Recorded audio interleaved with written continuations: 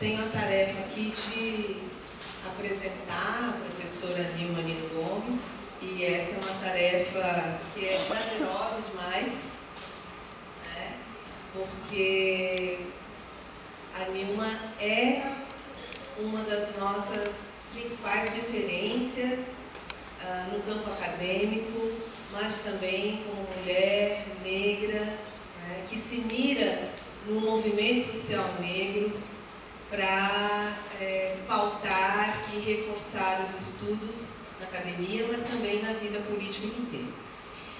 A Nilma, talvez esse modo tão didático de falar conosco tenha a ver com o fato dela ter sido professora de escola pública em Minas Gerais. E esse é um jeito muito peculiar, não é? Quando a gente é professor da rede. O modo como a gente fala, a comunicação é outra, né? A Nilma estudou pedagogia e fez mestrado em educação na UFMG e doutorado em antropologia social na USP. Depois ela foi fazer pós-doutoramento em sociologia na Universidade de Coimbra, supervisionada pelo Boaventura Souza Santos. E ela fez também um pós-doutoramento em educação na UFSCar. A Nilma é professora titular da Faculdade de Educação da UFMG, integra o corpo docente da pós-graduação em Educação, Conhecimento e Inclusão Social da Faculdade de Educação. Foi coordenadora geral do Programa de Ensino, Pesquisa e Extensão Ações Afirmativas no período de 2002 a 2013 e atualmente integra a equipe de pesquisadores desse programa. Ela integrou a Câmara de Educação Básica do Conselho Nacional de Educação no período de 2010 a 2014. 4 anos bem ativos, não é? Quem não lembra da polêmica discussão do Monteiro Lobato nos livros nas escolas?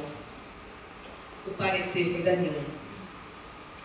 Foi relatora pro tempore da Universidade da Integração Internacional da Lusofonia Afro-Brasileira, a Unilab, no período de 2013 a 2014.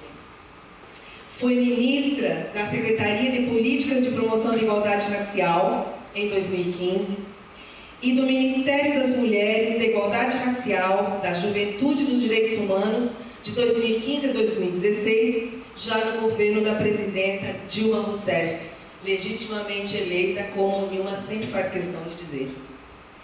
É membro da Associação de Pós-Graduação e na ANPED ela coordenou o GT21, que é a Educação em Relações Raciais. Ela também é membro da Associação Brasileira de Antropologia e da Associação Brasileira de Pesquisadores Negros, onde foi presidenta. Nilma tem várias produções, alguns livros de autoria, outros de coautoria, né, ou como coorganizadora. Entre eles eu quero destacar então Movimento Negro Educador, que já foi anunciado aqui hoje, né?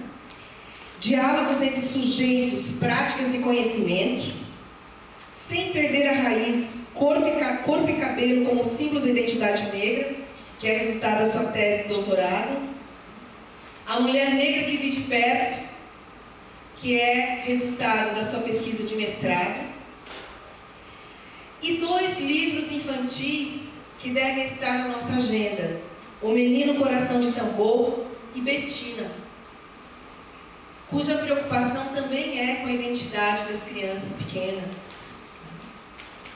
Além de ter vários artigos publicados em periódicos nacionais e internacionais. Nilma, a doutora Nilma Lino Gomes, é uma intelectual negra engajada.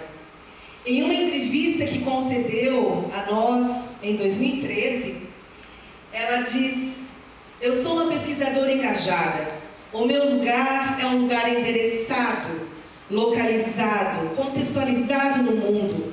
É assim que eu olho a ciência, é assim que eu olho a produção do conhecimento. E é com essa compreensão de seu lugar que a doutora Nilma Lino Gomes tem atuado, seja como pesquisadora, professora ou como ministra. Sem dúvida, é uma das nossas grandes referências como mulher, intelectual e acadêmica negra. Então, com vocês, conosco, né? Nilma hoje faz a aula inaugural do PPGE, que tem como título Ações Afirmativas como Estratégia de Resistência em Tempos de Retrocesso. É sobre isso essa conversa. Obrigada.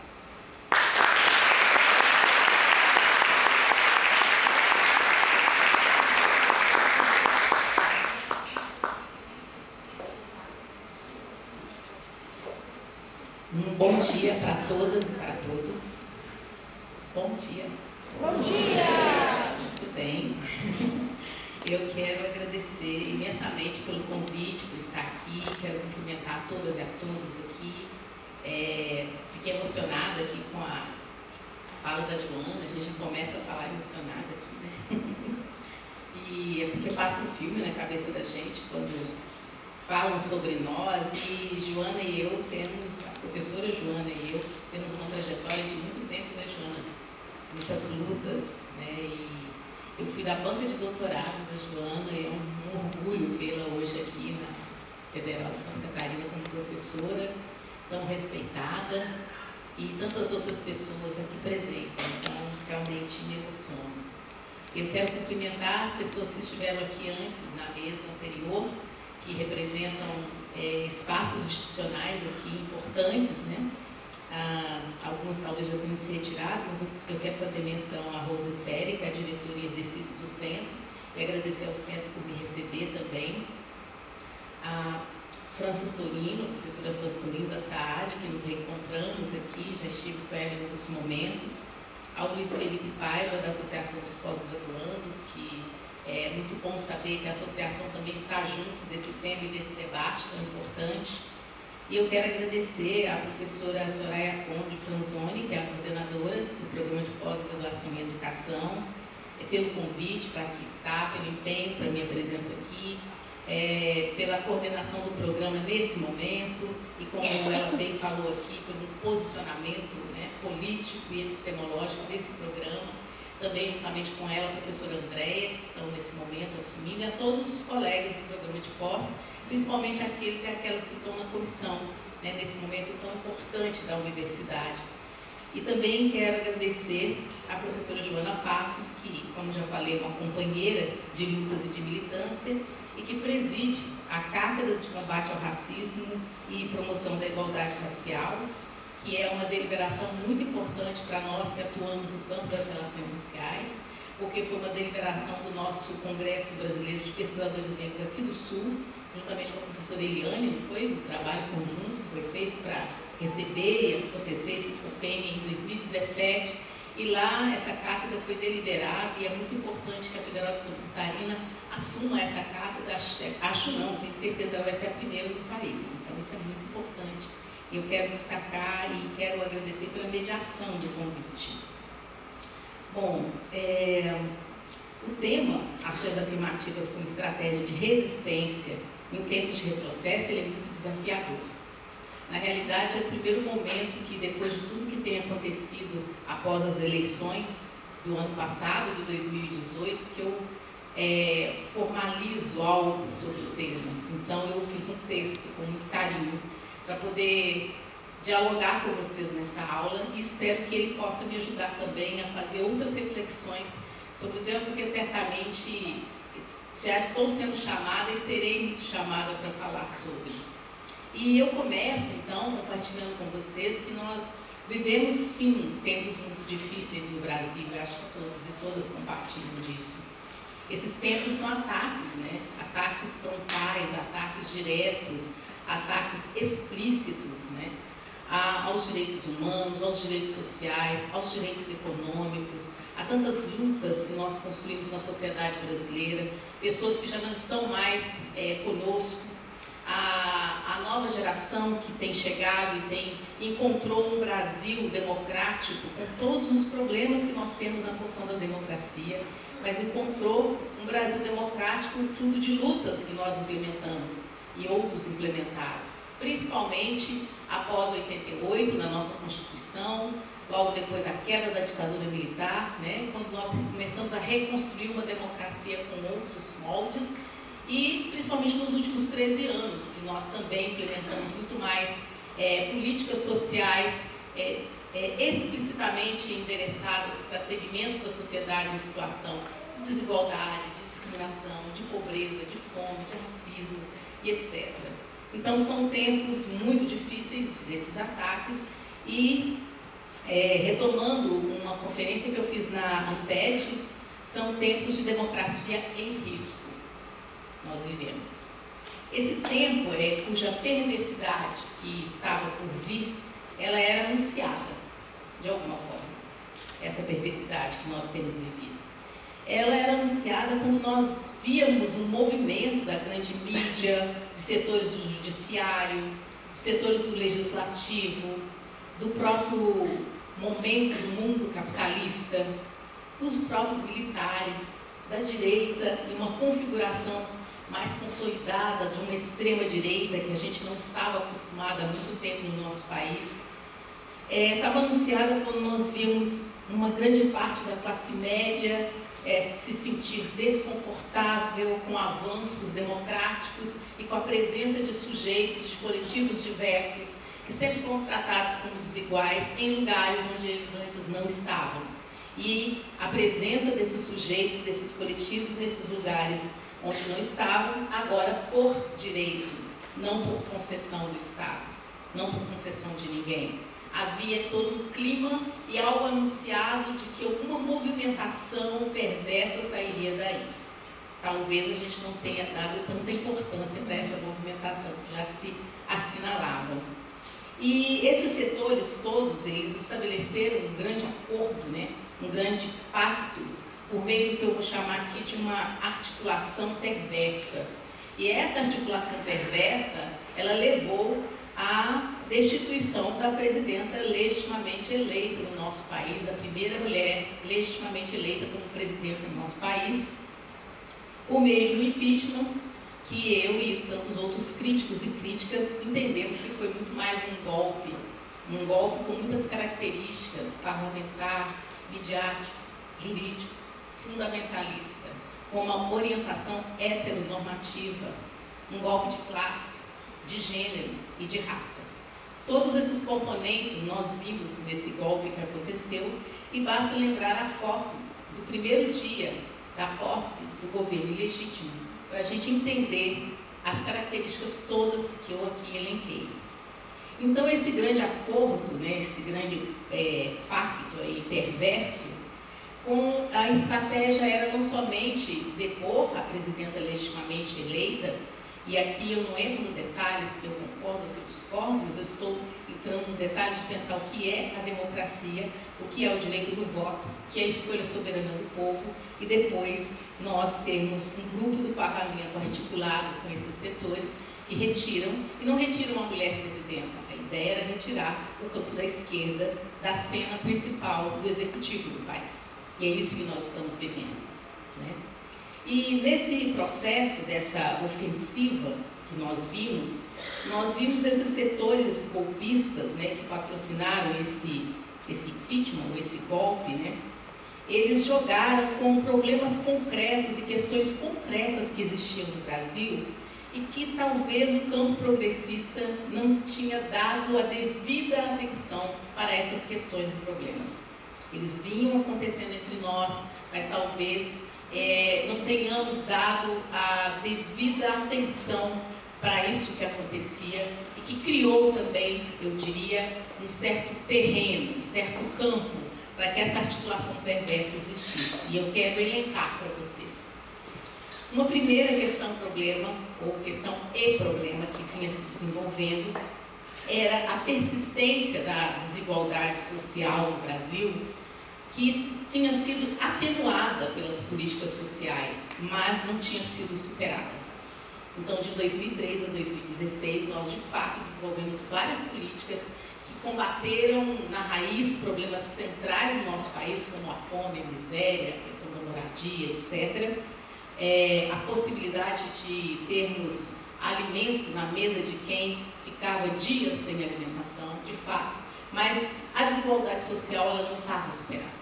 Ainda havia e há, né, setores que nem mesmo as nossas políticas ainda tinham conseguido atingir. E isso estava aí colocado. Uma outra questão e problema era a própria falta da segurança pública, ou ausência da segurança pública, principalmente para determinados setores da população, e aí tem classe, tem raça, tem gênero e tem idade, quando nós falamos sobre isso. E essa situação que gerou um sentimento de abandono por muita gente, vivido por muita gente, e esse sentimento de abandono ele tem impactos muito diferentes para quem é pobre, periférico, mora nas vilas e favelas, do que o sentimento que a classe média sempre apregoa, que está se sentindo insegura dentro dos seus grandes condomínios, dentro dos seus carros blindados, com seus vidros fechados. Mas isso estava acontecendo no nosso país. Depois, nós tínhamos também um terreno de um crescimento, de um fundamentalismo religioso. O fundamentalismo religioso que estava baseado na ideologia da prosperidade. E isso expandindo pela sociedade brasileira e acirrando um conservadorismo que já é histórico da nossa sociedade. E em determinadas regiões do país e lugares do país, esse conservadorismo ele é mais intenso ainda. E em setores da classe média, em setores da elite, ele também está presente. Mas ele também está presente entre os pobres e as pessoas mais pobres do nosso país. Esse conservadorismo é da estrutura da nossa sociedade. Uma estrutura que é colonial, que é racista, que é patriarcal, né? Que é machista, que é LGBTfóbica. E tudo isso, esse moralismo, isso foi e tem sido muito bem aproveitado por essa indústria da fé, digamos assim, onde, interligado com a questão da segurança e a sensação de abandono, onde muitas vezes é ali que as pessoas encontram algum tipo de afago para condições materiais muito duras. E isso tem sido manipulado, ideologicamente usado e articulado com o próprio capitalismo. E isso vinha se desenvolvendo cada vez mais. Nós que estamos na educação, eu presencio isso na Faculdade de Educação, a presença de estudantes que vêm dessa linha e que muitas vezes se contrapõem aos professores, a nós professores e professoras, quando nós chamamos a atenção por lutas emancipatórias. O que é que tem acontecido? As pessoas estão na sociedade e isso tem crescido cada vez mais. Uma outra dimensão de uma questão e de um problema que acho que agora vai cair, em todos esses eu acho que vai cair na ficha para nós nesse momento que vivemos. Mas há tempos atrás não tinha caído a ficha para o campo progressista de um modo geral.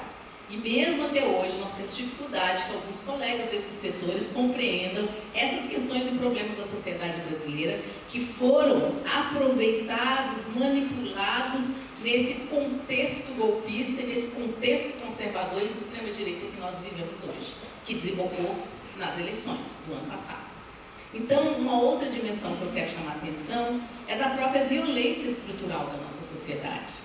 Quem trabalha com relações raciais, educação, relações raciais em outros campos, quem milita, quem atua, daqui Nogueira, que estou vendo companheiros de lutas também, nós sempre escrevemos, falamos e denunciamos que o Brasil vivia e era uma sociedade estruturalmente arraigada, racista, colonial, que essa visão da diversidade, da miscigenação, do samba, etc., etc., que era uma linguagem, um discurso construído, que por trás dela, ela escondia um Brasil muito duro e que a gente tinha que atacar essas estruturas com políticas, com educação, com desvelamentos, etc.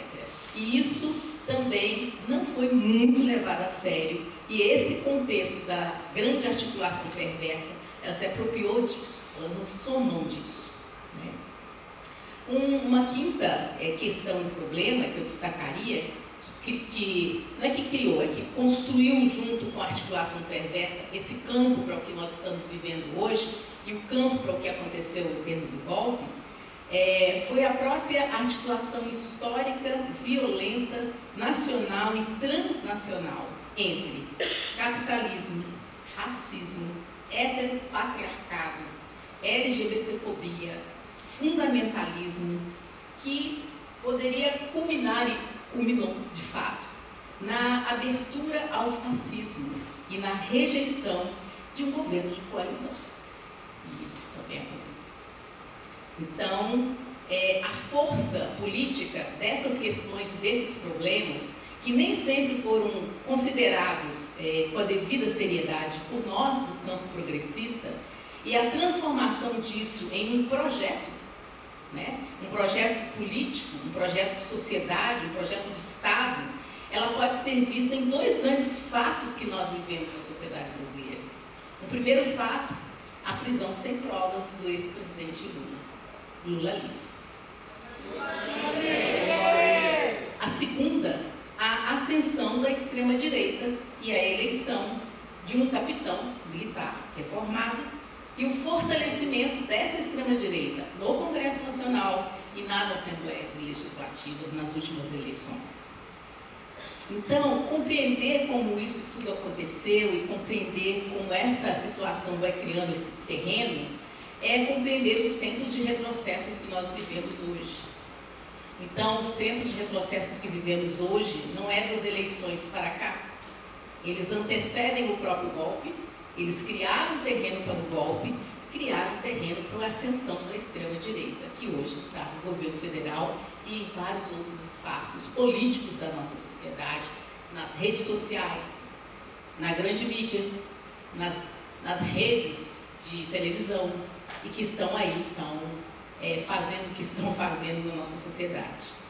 Então, se nós pegarmos tanto um caso como o outro, pensando no ex-presidente Lula e pensando no capitão reformado, hoje presidente, o que eu quero aqui chamar a atenção não é a questão dos indivíduos. Sim, ela importa, ela é importante, em outro momento eu posso falar dela. Mas o que eu quero chamar a atenção aqui é o que eles representam. O que eles representam. E o que a prisão de um representa e a liberdade e a autonomia do outro com a caneta para tomar decisões de rumos do país representam. Né?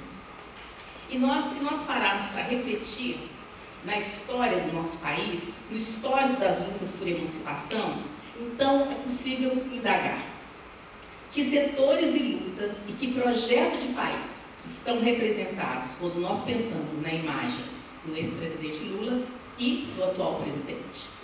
E mais, embora possa parecer incomparável, mesmo que eu discorde, mesmo que eu tenha questões aos 13 anos que a esquerda esteve no poder, as decisões tomadas, eu acho que quem luta por emancipação social não pode se furtar, mesmo que não seja comparável 13 anos Lula-Dilma e agora 70 e poucos tempos de época Bolsonaro. Não dá para que a gente não compare, não pense na seguinte questão. O que dizem os pronunciamentos, as alianças nacionais e internacionais, a preocupação com a pobreza, a fome, a valorização da educação, a relação com os movimentos sociais, com os países da América Latina, com a África, quando nós pensamos então nesses 13 anos e nesses 70 e poucos dias? É para que a gente pense então como que a nossa resistência tem que ser construída. É para que a gente entenda então como que os retrocessos estão. E é para que a gente faça também autocrítica daquilo que poderia ter sido feito com mais contundência e não foi feito com contundência. E a autocrítica, eu digo, não é automutilação. Os setores progressistas adoram fazer isso consigo mesmo. Ao invés de nós fazermos autocrítica, nós nos automutilamos. Enquanto ajudamos também os outros setores conservadores ainda nos mutilarem ainda mais.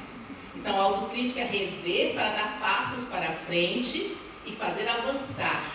Não é para estagnar, não é para incriminar, não é para acusar uns aos outros, porque isso só nos divide, só nos enfraquece e só enfraquece a luta emancipatória.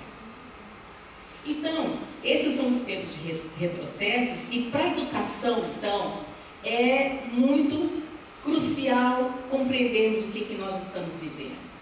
Por quê? Esse recrudescimento todo dia, todos esses retrocessos que iniciaram antes de 2016 e culminaram lá e depois, eles têm sinalizações para o que viria agora.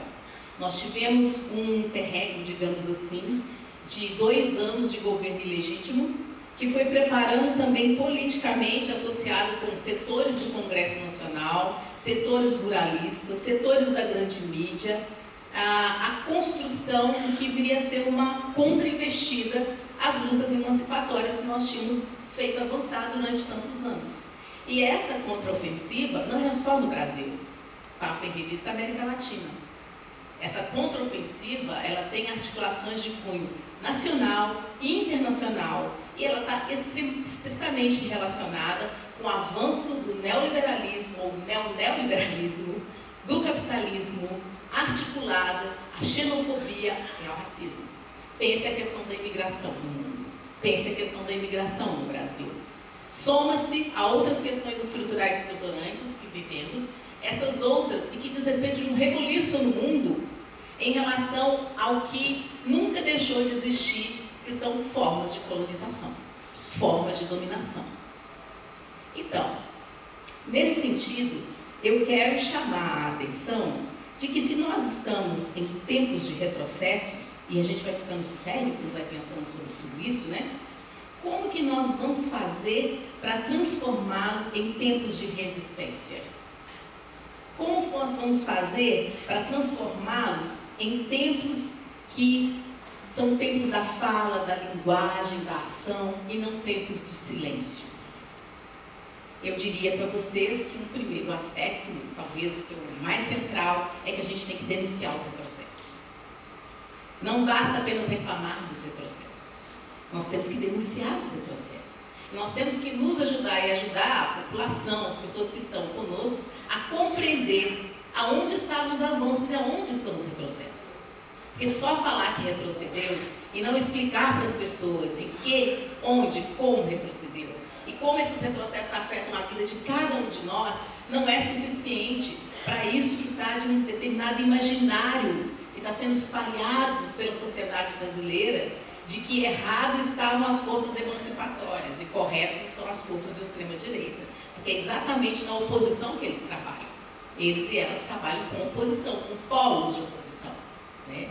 E nós podemos, nesses polos de oposição, entrar numa intermediação, denunciando, explicando e com ações também que têm que ser emancipatórias. Um segundo aspecto é que nós, no campo da emancipação, e eu gostaria muito que a universidade fosse esse campo, mas a gente não pode falar que ela é como um todo, mas nós temos focos na universidade que é desse campo da emancipação. Estamos então instados a construir novas estratégias de lutas por direitos, fazendo como? Potencializando a força emancipatória das estratégias de luta por direitos que nós já tínhamos construído, que nós já havíamos construído, e compreendendo que o tempo de retrocesso, ele exige de nós a capacidade de articulação, a capacidade de união, a capacidade de baixarmos guardas de tantas diferenças e divergências e nos articularmos sem perder as nossas identidades.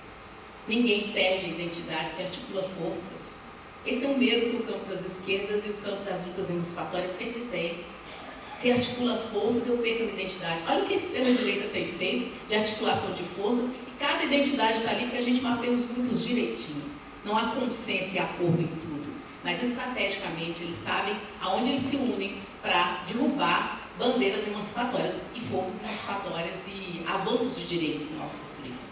Então, eu acho que denunciar e fazer esse exercício é algo que nós precisamos construir, e muito, inclusive na dimensão política e epistemológica, e aí para quem está no campo do conhecimento na universidade. E nós não podemos incorrer em alguma coisa que o Boaventura de Souza Santos alertava já nos seus primeiros textos, que é o desperdício da experiência. Não vamos desperdiçar a experiência emancipatória, gente. Nós temos muito acúmulo. E esses acúmulos que cada setor das lutas emancipatórias tem construído historicamente, agora nós precisamos nos articular e encontrar implicações, pontos comuns, para nos fortalecermos mutuamente, porque o que está em risco é uma sociedade democrática que vimos construindo. E eu sempre tenho chamado a atenção que, mesmo que imperfeita, qualquer democracia imperfeita é melhor do que o fascismo. Vocês concordam comigo?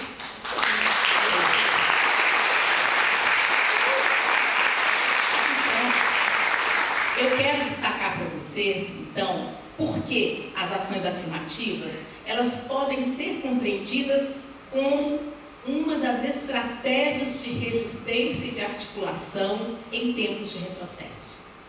Se nós explorarmos o que eu vou chamar aqui do potencial emancipatório das ações afirmativas, que extrapola a questão dos negros, que extrapola a questão das mulheres, que extrapola a questão indígena, que extrapola a questão LGBT, porque nós sabemos que as políticas de ações afirmativas podem ser implementadas para todo e qualquer segmento, historicamente comprovado, numa situação de desigualdade, de exclusão e de discriminação.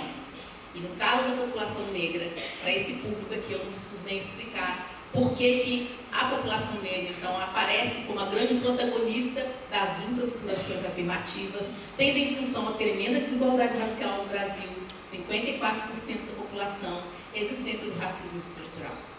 Mas os outros segmentos também lutam por ações afirmativas, e nós temos também políticas de ações afirmativas para outros segmentos.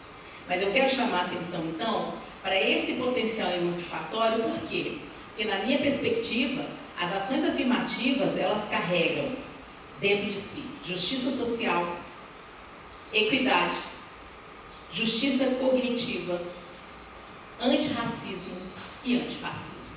Por isso elas são estratégias de resistência em tempos de retrocesso. E aí eu quero discutir com vocês como que eu vejo isso. Então, a primeira afirmação que eu faço, ou confirmação dessa afirmação que eu faço, é que as ações afirmativas na sociedade, de modo geral, e na universidade em específico, na minha perspectiva, elas foram e são uma das iniciativas mais corajosas da sociedade brasileira nos últimos tempos.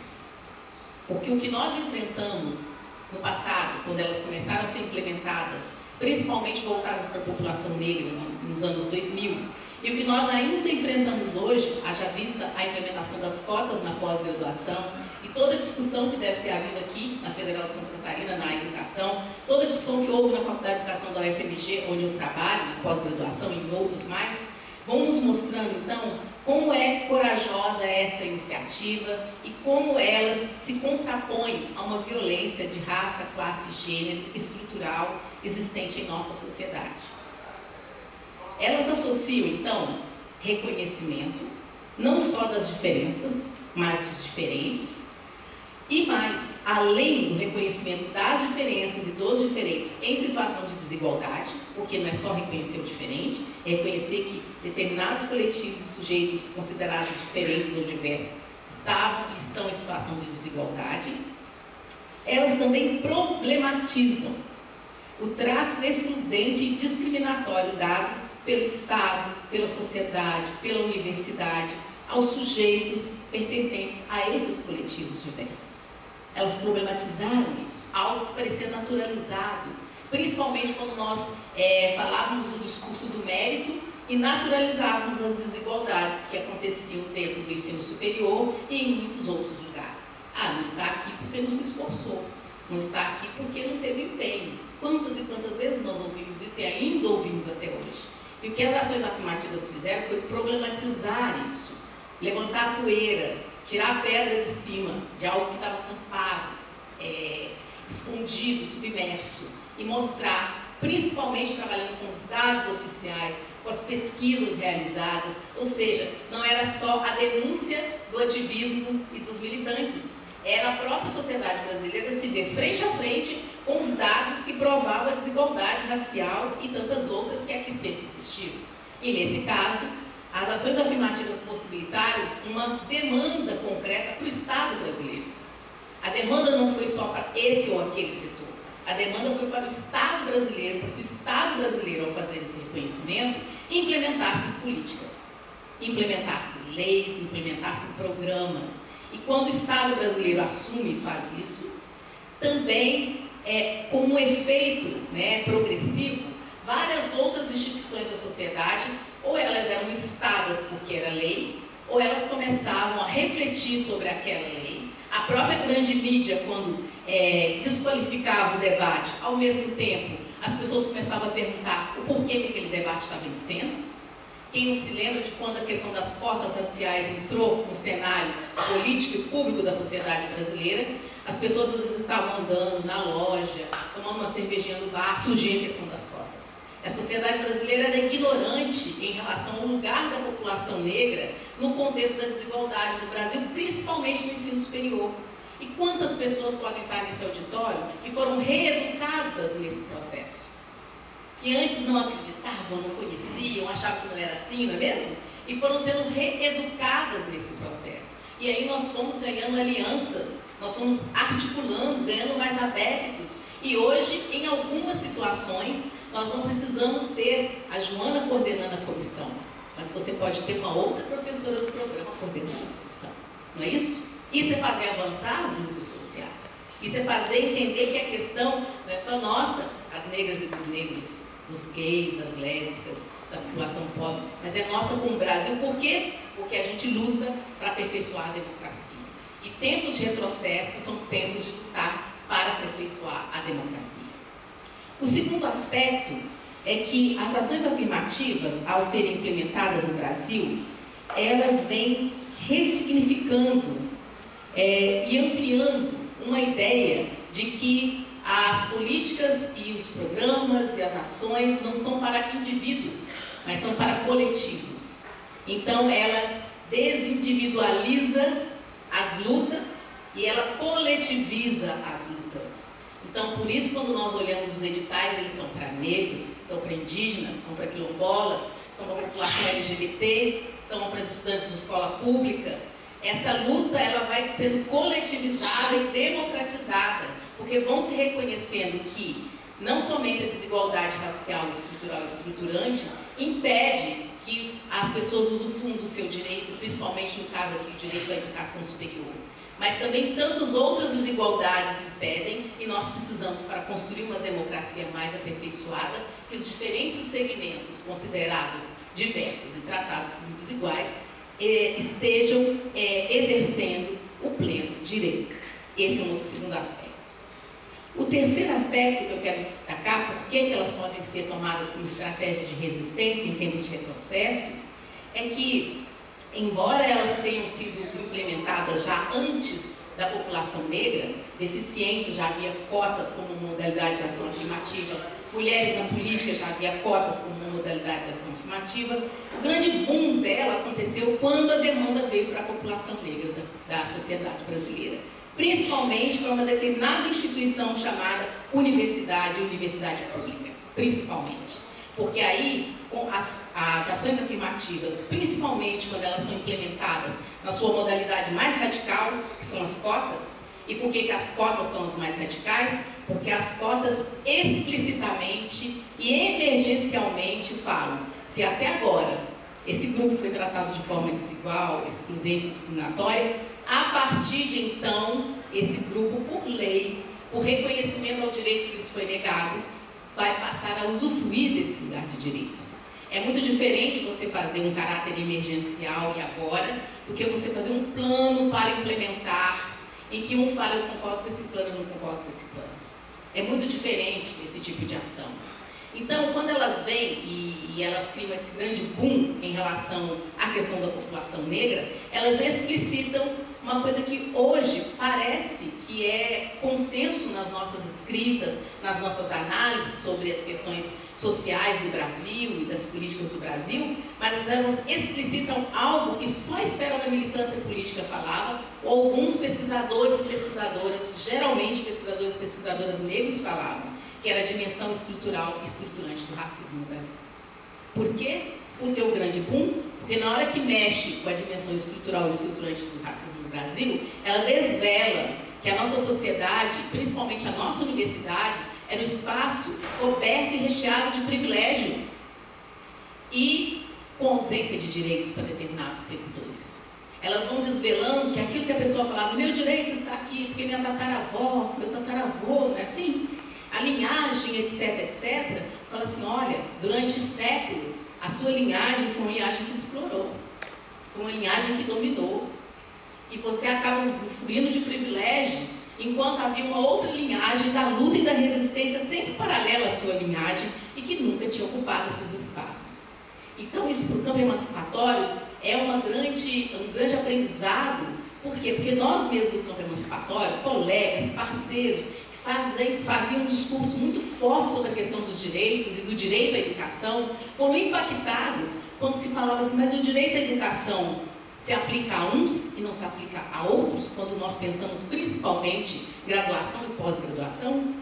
O direito à educação se restringe à educação básica, a universalização da educação básica, e uma universalização, uma ampliação do ensino superior. Ah, porque não tem vaga para todo mundo, mas será que não ter vaga para todo mundo no ensino superior significa que parou a discussão e nós não podemos pensar outras estratégias de ocupar esse espaço do ensino superior com uma população que está excluída dele há muito tempo? Essas questões foram questões mexidas pelas ações afirmativas. Por isso eu quero chamar a atenção de vocês que elas têm um potencial emancipatório para construirmos, através dela, estratégias de resistência. Desde que nós ampliemos a nossa visão sobre elas, desde que nós as retiremos de lugar guetificado, como se elas fossem só para determinado segmento e fossem atender só aqueles segmentos. Não, elas são para determinados segmentos para atender o Brasil. Elas são para determinados segmentos para democratizar mais o nosso país e a nossa universidade. Talvez há 10 anos atrás esse auditório aqui não seria tão diverso como ele é hoje, na hora que eu olho para vocês. Imagina daqui a um tempo, quando as cotas na pós-graduação em educação da UFSC forem implementadas. Os professores e as professoras vão começar a perceber como que o alunado vai ser diferente. E vão começar a perceber, inclusive, que há uma horizontalidade em termos de produção de conhecimento, em termos de discussão como sujeito do conhecimento, desnaturalizando uma ideia que ainda para em nós. Será que vão produzir conhecimento como a gente vai ter que exigir deles? Quando a gente é levado a repensar isso, a gente está quebrando o racismo. A gente está dando passos além, passos na luta contra os retrocessos. Por quê? Porque esse sujeito político, epistêmico, que faz essa reflexão, ele não está só no espaço da pós-graduação. Ele e ela estão na família, ele e ela estão no círculo de amizade, ele e ela estão nas comissões das reitorias, nas comissões dos institutos. E na hora que as pérolas aparecem, porque muitas pérolas aparecem quando os colegas falam, essa pessoa está reeducada para ela, independentemente de ser ativista ou não, ser branco ou não, combater uma pérola do preconceito de falando, não é assim. As coisas funcionam de outro jeito. E aí a gente avança. São avanços como esses que as ações afirmativas trouxeram e que nesse momento de retrocessos nós precisamos de potencializar. Por isso a gente precisa estar junto, por isso a gente está perto, tem que estar perto uns dos outros. O quarto aspecto que eu quero destacar, por que elas podem ser estratégias de resistência nesse momento, é que principalmente quando elas são aplicadas na sua modalidade mais radical, que são as cotas, as ações afirmativas elas rompem com alguma coisa que é a uniformidade de determinados espaços. A uniformidade de espaços sociais, de espaços acadêmicos, de espaços epistêmicos.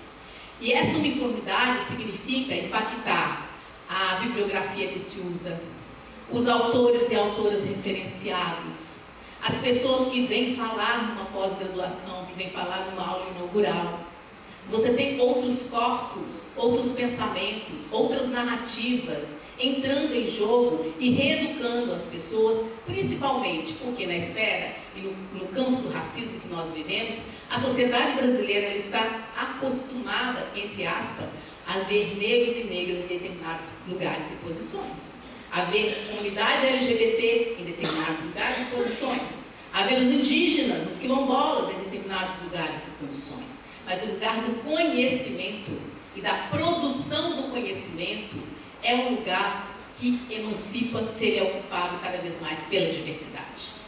Porque se tem uma coisa que o racismo impregna na nossa cabeça, quando ele pontua que existe uma superioridade racial e uma inferioridade racial, é de que existe uma superioridade intelectual e uma inferioridade intelectual.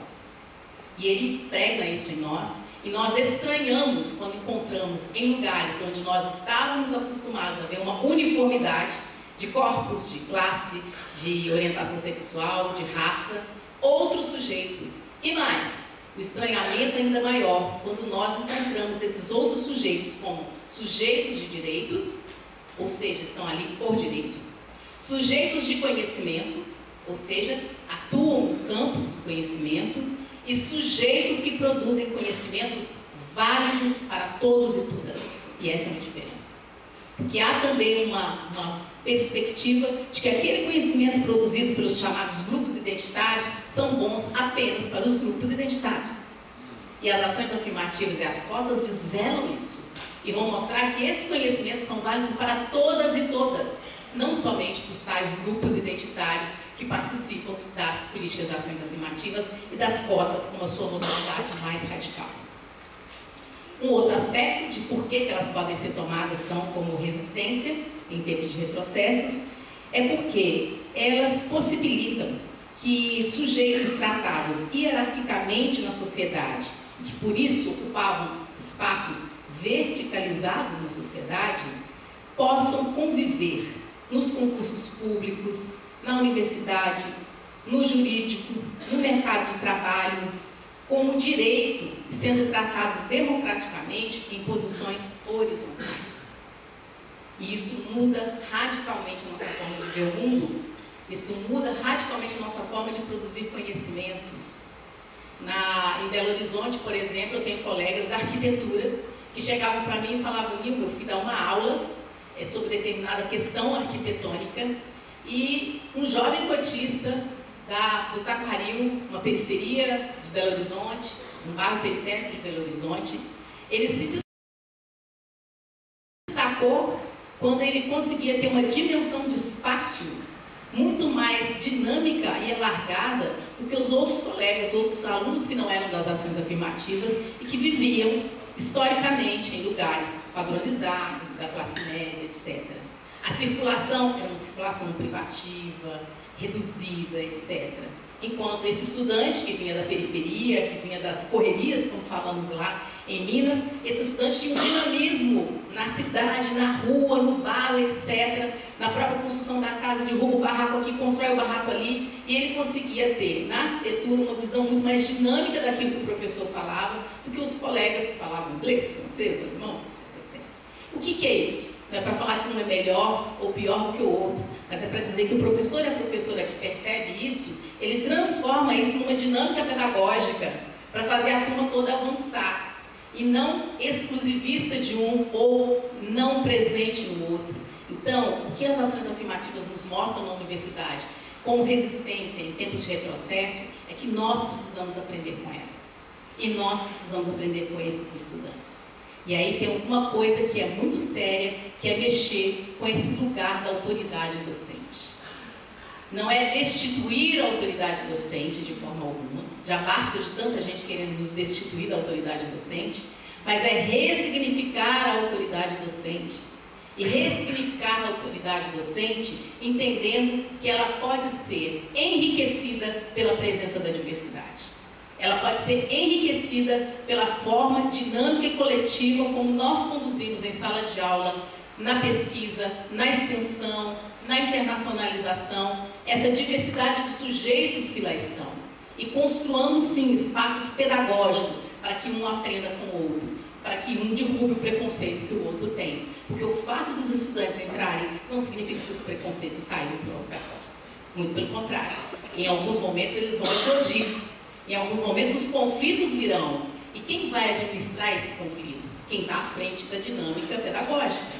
Mas se quem está à frente da dinâmica pedagógica já percebeu que essa é uma luta coletiva, ele e ela, professor ou professora, não vai se sentir como o único responsável, mas ele vai conseguir fazer uma dinâmica na turma, com os colegas, para que a gente possa encontrar caminhos e caminhos mais democráticos para essas questões.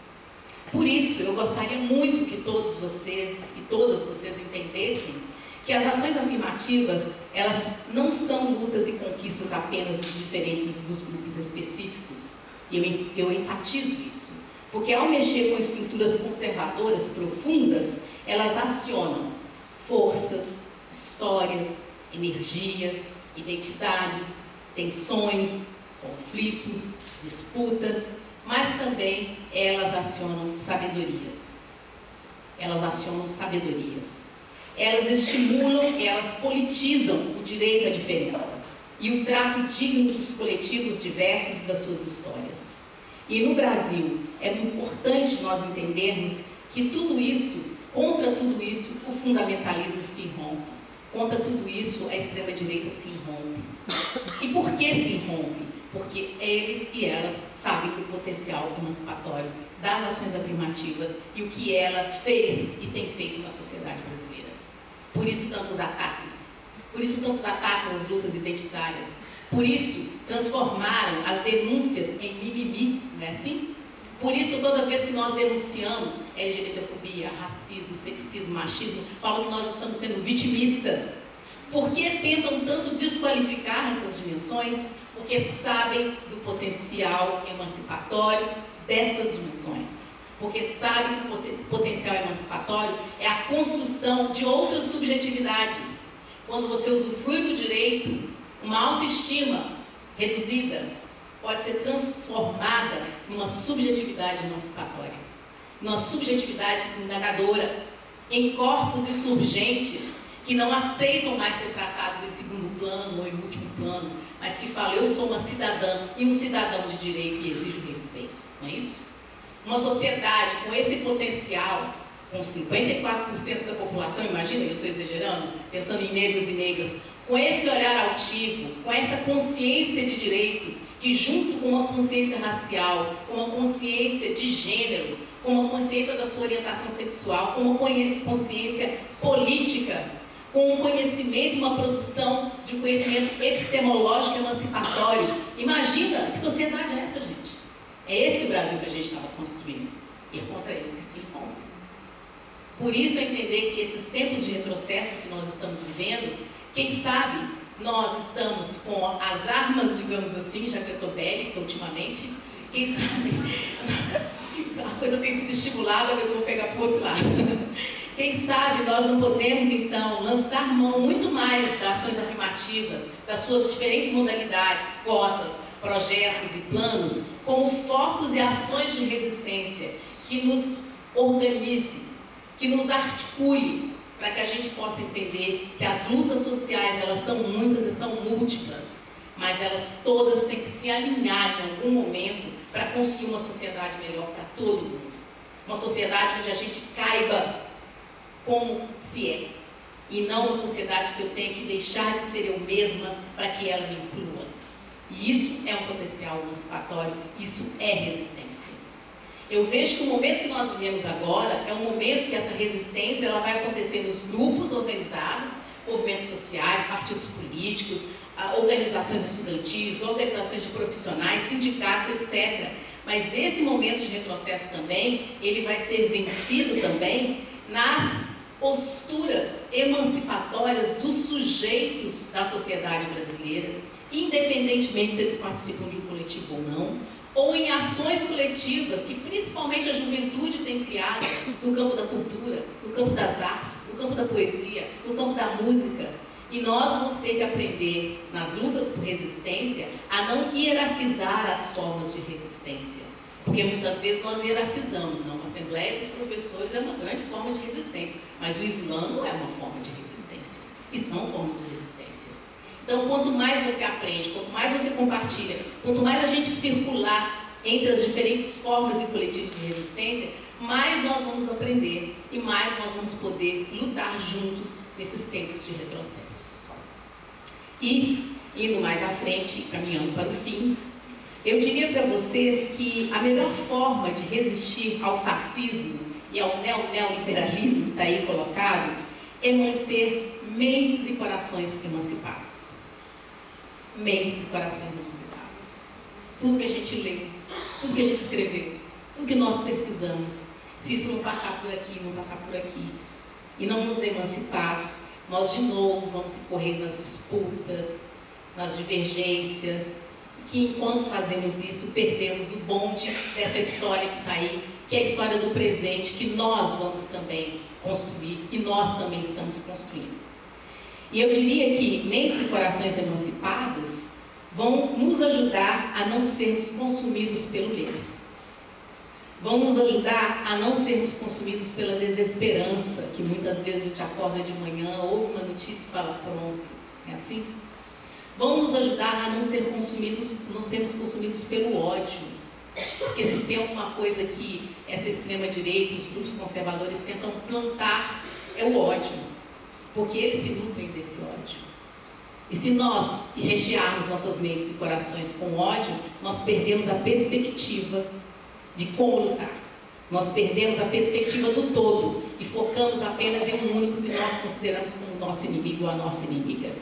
É tudo muito difícil? É tudo muito difícil. Mas para quem vem da tradição dos orixás, para quem vem de uma tradição que vem além mar de corpos que foram trazidos à força e enraizados nessa sociedade, e demos conta de ser 54% da população, isso que eu falo para vocês não é algo de uma elaboração epistemológica simplesmente, é algo de uma elaboração de uma cultura, é algo de uma elaboração familiar, é algo de uma estratégia de sobrevivência que negros e negras tivemos que construir nesse Brasil. Por isso nós hoje podemos ter na universidade a implementação de cotas raciais e de ações afirmativas. Por isso nós hoje podemos ter na pós-graduação as cotas para estudantes negros, ampliadas também para indígenas, LGBT e tantos segmentos. Imagina se há tempos atrás, Nogueira, que está aí meu colega de lutas, em 1980, Lélia Gonzalez imaginaria que nós estaríamos nesse momento, gente. Nós já lutamos muito, enfrentamos uma ditadura militar, lutamos contra o racismo, nós vamos lutar contra o fascismo. Nós vamos retomar essa sociedade.